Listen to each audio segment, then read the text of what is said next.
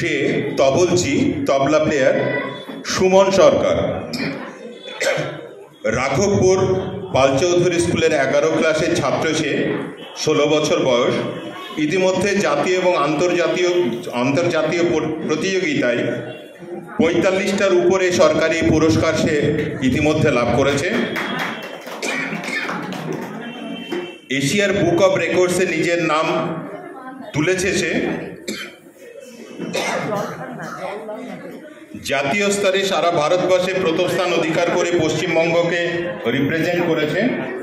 Bharat Ratna doctor MS Subbulakshmi fellowship award পেয়েছে এবং ভারত সরকারের জাতীয় স্কলারশিপ সে পেয়েছে।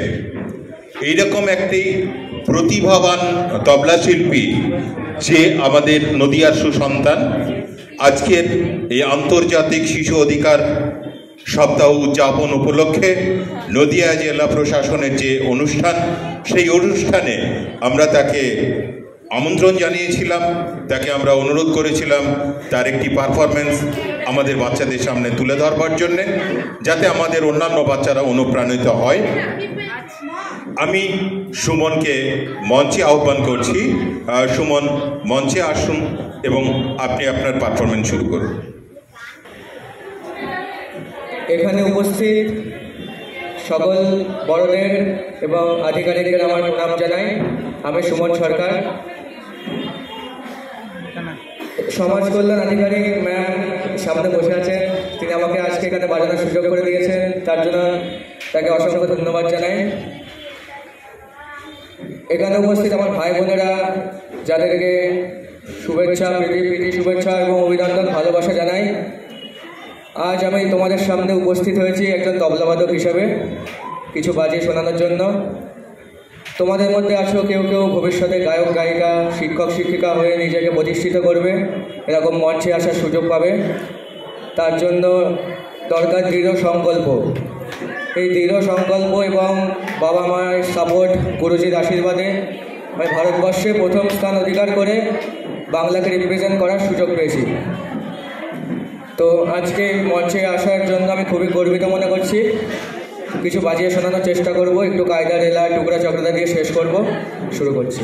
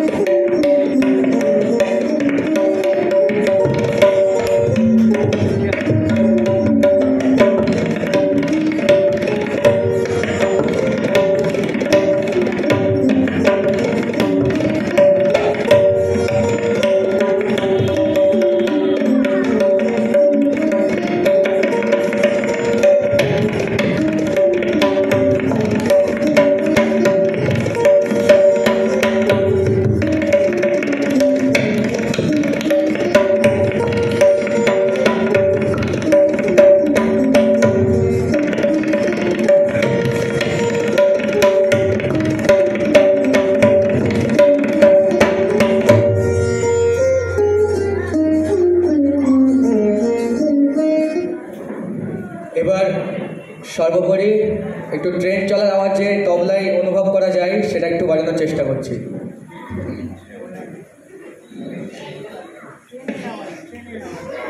Thank you.